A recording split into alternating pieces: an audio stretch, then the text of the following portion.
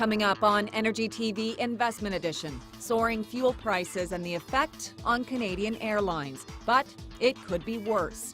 It's the strength of the Canadian economy. Canadian consumers are partly buoyed by the value of the Canadian dollar, but because our economy continues to hit on all cylinders, nowhere more so, of course, than here in Western Canada, and especially right in Calgary. So the demand remains fairly strong.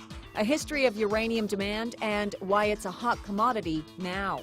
I think the key is for society to get up to speed with what's happened in the past 25 years, because rightly or wrongly, this industry disappeared. And real estate investing in Costa Rica, why it's not just the climate that's appealing. The tourists are coming and they're renting properties that a lot of investors are buying.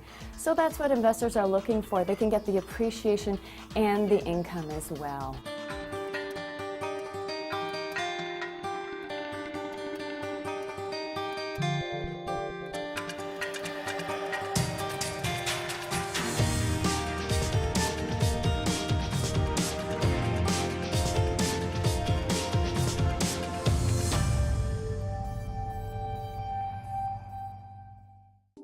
This episode brought to you by CEOTV.com. Welcome to Energy TV Investment Edition. I'm Helena DeVries. I'm coming to you from the Kensington Riverside Inn. And as a traveler, you may have noticed that carriers are tacking on all kinds of extra charges. That has a lot to do with the soaring cost of jet fuel. Yet one airline analyst believes that Canadian carriers are far better positioned to weather the storm than their American counterparts. Like airplanes, the price of fuel is soaring. Yet despite escalating fuel costs, aviation consultant Rick Erickson believes the airline industry in Canada will benefit. I can't help but think that aviation is going to continue to grow. The Canadian airline industry is fortunate right now due to the country's stable economy and dollar, says Erickson. It's the strength of the Canadian economy. Canadian consumers are partly buoyed by the value of the Canadian dollar, but because our economy continues to hit on all cylinders, nowhere more so, of course, than here in Western Canada, and especially right in Calgary. So the demand remains fairly strong. Demand is strong, according to Erickson, as load capacity continues to be abundant aboard Canada's major airlines, Air Canada and WestJet. This is attributed to high fuel prices, making long-distance travel by automobile too expensive. It keeps people off the roads. Try taking your car to Toronto for $500 round trip. You know, you can't do it. And so the carriers have got an opportunity there on any kind of longer distance travel that's very difficult to be able to match if you're actually driving it yourself. So that's an advantage for the carriers of these higher costs. While fuel is driving airline ticket prices up roughly 10 to 15% across the board, Erickson says Canadians are still willing to pay. But for how long? You would have to think that at some point out there, there's got to be a number when it's just too much. We haven't hit that, not yet at least. If we look to the south, our U.S. colleagues, their economy is nowhere near as robust, confidence is nowhere near as great. They've got some credit challenges there that perhaps we don't have in this country, but nonetheless, we've seen 4 U.S. carriers go into bankruptcy in this last month. As for airline stocks, various uncontrollable factors like the economy and terrorist threats leave some investors uncertain, says Erickson. Obviously, investors don't like uncertainty, and the stocks tend to be discounted a little bit because of that and tend to fluctuate because of uncertainties in the economy, value of the Canadian dollar, oil prices and the like. So I have to say, when it comes to forecasting what the stocks are going to do, my crystal ball is so badly caked with dried egg. Not only can't I look into it, I can't even find it anymore. Investing aside, if your upcoming travel plans include flight, there may be some relief on the horizon, according to Erickson, as Canadian consumers possess more buying power than ever before. You now are totally empowered. You make all the choices and you have everything laid out in front of you. You can see absolutely black and white. What do I get for how much money I'm spending? What's available in terms of tickets? What's available in terms of routing, schedule, aircraft type? Consumers these days have more freedom than ever when booking airline flights, and Erickson suggests looking at all of your options before making any decisions. Chad Carrier, Energy TV. Well, it certainly has been a rough ride on the markets lately, and many economists are forecasting things will get worse before things get better. But one area you may want to consider is, of course, commodities, and gold in particular. The price has been soaring, and so is demand. Here's more. This is a sector that went through 20 years of hell, not to put too fine a point on it. I mean, just like it's a commodity secular bull market, it was a secular bear market for 20 years. Incredible underinvestment. Nobody wanted to hear about this stuff. Nobody wanted to deal with it. Nobody wanted to work in this sector. Now you've had this massive turnaround, and it's next to impossible for the sector to keep up. Coffin says this increase in demand for metals is thanks to economic growth spurts in countries like China, India, Brazil, and Russia. But it's a huge challenge for the mining industry to find enough of the resource to meet demand. There aren't enough geologists, there aren't enough assayers, there aren't enough ball mills, there aren't enough truck tires. I mean, you name it, right up and down the scale. That brings on its own issues. We've seen a lot of cost increases in the mining industry because it's simply gotten very difficult to get past the infrastructure issues, to get new equipment, to get new personnel. But what that means is that the growth in supply is having a very hard time keeping up with demand. And as anybody who's taken Economics 101 knows, that means prices are probably going to stay up for a lot longer than people think. With high prices expected to stick around indefinitely, there's a lot of money to be made in metals, even with the uncertainty on the stock market. Coffin expects to see a lot of mergers and acquisitions in this sector in the coming years. The average investor could see a big payoff with metals too, but Coffin says you must do your research. Even though we think this is a big cycle and we're still in the early innings, don't forget to trade stuff.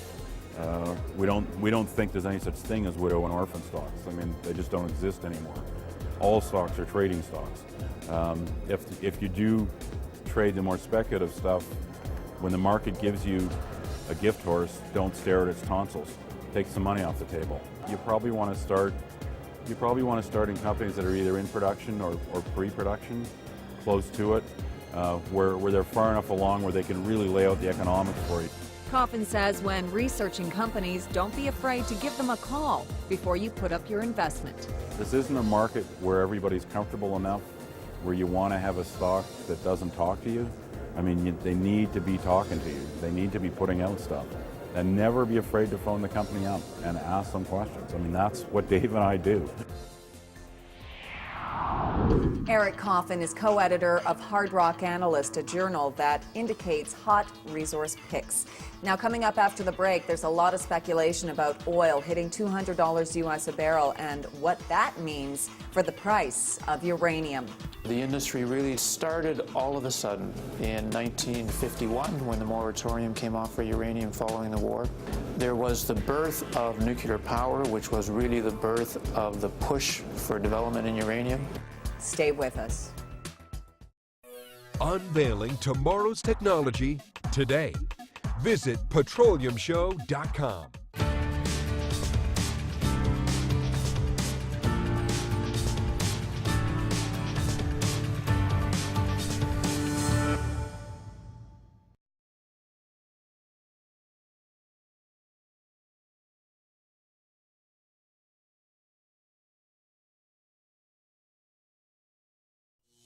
This segment brought to you by InsideFashion.com.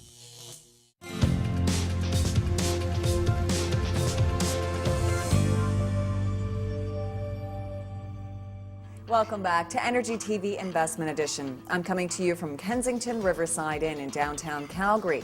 Now, it wasn't that long ago that nuclear power was considered taboo, but with rising energy costs and the threat of global warming, nuclear is making a renaissance, and that means uranium is in hot demand, and Canada plays a significant role. Here's more. My name is Mike Gunning. I'm president of Tri-X Minerals. I previously, following my PhD, worked with Caminco, a global exploration mining company. And during that time was headhunted to take on the uranium research position at the Saskatchewan Geological Survey. And following that position, Gunning returned to Vancouver to develop an exploration strategy for Tri-X, a company currently on the hunt for uranium. Although usually found at arm's length from his work, Gunning sits down with us to share some of the greatest lessons he's learned over the years about uranium. The industry really started all of a sudden in 1951 when the moratorium came off for uranium following the war.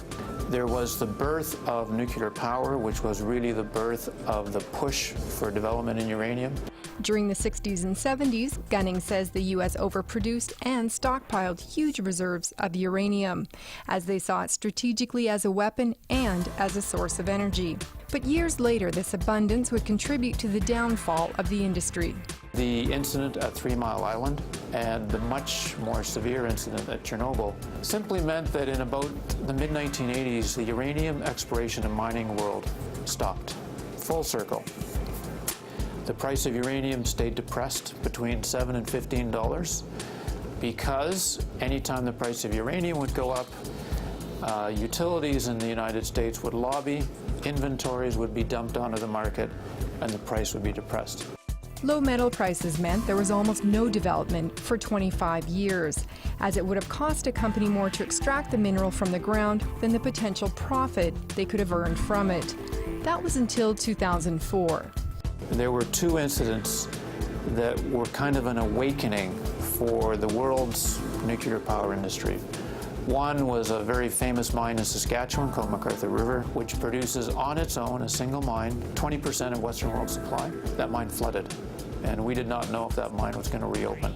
The second thing that happened was one of the inventories for nuclear fuel is the downblending of nuclear warheads, which Russia agreed to in 1996, the onset of perestroika.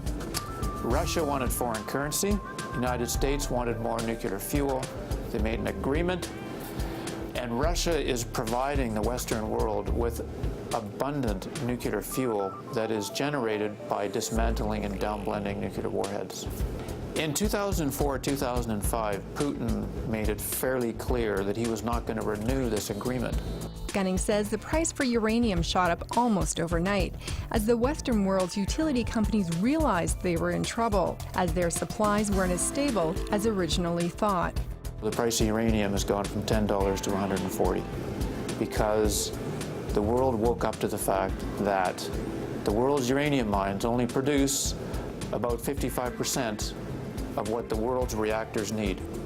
He also reminds us this void won't be filled anytime soon, as it takes a minimum of 6 to 10 years to develop a mine. The timeline might be 2 or 3 years for discovery. It might be another 2 or 3 years for the development of that discovery. It might be 2 or 3 years for permitting, consultation, and construction. It might be another 2 to 3 years for what we call the ramp-up of the actual production itself. And this is one of the reasons why uranium has gone to $140. It is the realization that you just don't turn on a switch and open up a new McArthur River mine. It doesn't happen overnight. Another reason uranium has become so highly sought after is that it presents a clean alternative to fossil fuels. Certainly when I travel around the world, the #1 issue is about climate change and CO2 emissions. Nuclear is not perfect, but it's zero emission. Another good feature, according to Gunning, is that uranium has an extremely small footprint in comparison to other energy sources such as coal and oil. Considerably larger volumes of each of these need to be burned to produce the same amount of energy as a small piece of uranium. But before uranium mines are possible, the finding of new sources is critical. From an exploration and mining point of view, the story's just getting going. I think the key is for society to get up to speed with what's happened in the past 25 years, because rightly or wrongly, this industry disappeared. And what we have to do, I think, as a society is step back and say, why were we interested in nuclear in the 60s and 70s? What was so compelling about its contribution as a better energy source? And how can we make that actually happen in 2008? Several countries around the world already experience brownouts due to critical power shortages. Gunning says society needs to realize that the nuclear development could provide power with zero emissions, something that becomes increasingly important as the demand from these developing nations like China and India continues to increase. knowing how far we have come in terms of technologies, and get away from pretending that any one power source is the panacea, and realize that we need to make decisions, we need to make choices, and we simply have to make the one that we think is the most important.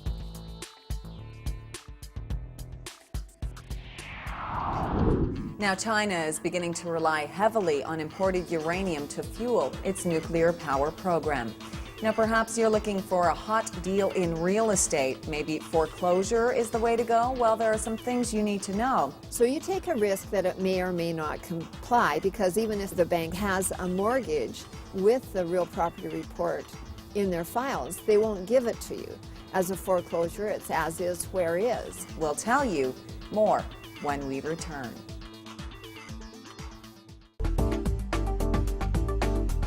Closed captioning provided by realinvestmentstv.com.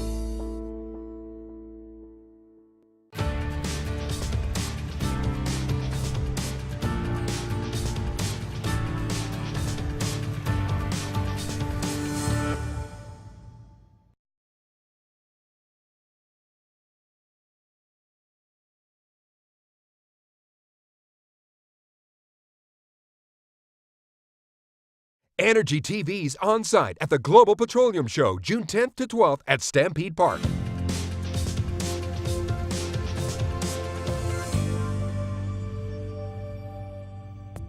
Welcome back to Energy TV Investment Edition. I'm coming to you from the Kensington Riverside Inn. Now, this is a really nice piece of real estate, perhaps, though, out of your price range, out of many, I think. If you're a first-time buyer looking to get into Canada's pricey housing market, perhaps you're looking at a foreclosure as a way to do that. Maybe it's the right thing, maybe not. More in this next story. There we go. Kimberly Miller is out looking for her very first home. As a first-time home buyer, she's on a limited budget, which has her wondering if looking at a foreclosed home might be a better option for her. But she has a lot of questions. What do I need to look for? What are things like warning signs of why I shouldn't be buying the house? Go and have a look at it. Foreclosed homes are on the market when the current owner is unable to pay their mortgage or is deeply in debt. And experienced realtor Iris Talbot knows why a lot of people, like Kim, contemplate checking out foreclosed homes. Most buyers who want a foreclosure want it because they envisage having an opportunity to make some money because they can get it at a cost below market value. Iris says when homes are going into foreclosure, it's a good indication that the market is going down. And she says you can get a good deal, but there's lots to consider before making an offer. If it was a grow-up and you don't know that, and you haven't had a home inspection as part of your conditions, you may not find that out. If you are thinking of buying a foreclosed property, realtors suggest you get a home inspection well in advance. The reason is because if it is foreclosed, the bank won't give you a real property report, which means you'll have no way of knowing if the property itself is up to code with the city's bylaws. It shows where the sidewalk is, it shows where the fence is, shows where the eaves are. So you take a risk that it may or may not comply, because even if the bank has a mortgage with the real property report in their files, they won't give it to you. As a foreclosure, it's as is, where is. And the term as is, where is can mean many different things. I had one foreclosure where every single wall in the house had a hole punched in it. Every single door in the house was taken off. There were no appliances, and they also removed the toilets and all the light fixtures. If you're like Kimberly Miller, out looking for a good deal, Iris gives this piece of advice. I think foreclosures are like any other real estate transaction, in that the basic rule is know what you're buying. I'm Kate Smetko. Okay, perhaps you're looking to invest in a recreational property in a paradise location. Well, how about the Switzerland of Central America? I'm talking about Costa Rica. It's been a democracy for 150 years, and what's really interesting is foreigners have the same rights as Costa Ricans. Here's a look.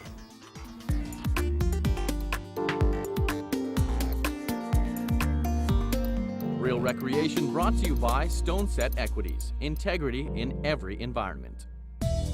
Tourism has grown significantly, and that's been one of the factors in driving the real estate growth there. In front of a crowded room, Tiffany Wilson tells people why real estate in Costa Rica is booming with developments. And she knows better than most her company sells property on the Caribbean countryside, and she's seen firsthand how busy sales have been lately. The tourists are coming and they're renting properties that a lot of investors are buying. So that's what investors are looking for. They can get the appreciation and the income as well. Wilson says growth in tourism is sparking more and more real estate sales, and investors are taking advantage of the opportunity. They've seen appreciation consistent over the past few years. Appreciation in the coastal areas, probably in the 30% plus arena. But Wilson says people are buying in Costa Rica for more than just the investment. Apart from it being a beautiful place to visit, the temperatures are gorgeous, and they have so many leisure activities, you know, golf and water sports. People are also drawn to the excellent health care. A bona fide benefit, especially for Americans who are heading to the country to take advantage of the medical system. And Costa Rica has a reputation for being extremely safe for tourists, a major draw for Wilson, who has personally invested there. And she's predicting real estate activity in the Central American country will only continue to rise. The opportunities in Costa Rica are enormous. Some of Costa Rica's main industries are electronics, pharmaceuticals, banking, and ecotourism. Well, that's this episode of Energy TV Investment Edition. Join us for our Industry Edition in Alberta. Check your local listings or catch us online at energytv.com. We thank you for watching, and we'll see you next time. This segment brought to you by miningindustrytv.com. Coming up next week on Energy TV Investment Edition, we take you to the 2008 Offshore Technology Conference in Houston, Texas, the largest offshore conference of its kind in the world. Over 75,000 people attended the event, a 26-year high. Energy professionals from 110 countries gathered to see the latest in technology for offshore oil and gas. The OTC was held at Reliant Park and included over 500,000 square feet of exhibition area, over 2,500 companies from more than 35 countries in an area the size of 13 football fields. We'll highlight some of the companies and exhibits. Also, we talk about the importance of coal in the global energy markets and why technological advancements are helping to make it more environmentally friendly. And investing in recreational real estate, we highlight some emerging hotspots in Mexico and why you may want to wake up to the view, and why when it comes to booming recreational hotspots, Mexico is at the top of the list. For these stories and more, join us next week for Energy TV Investment Edition.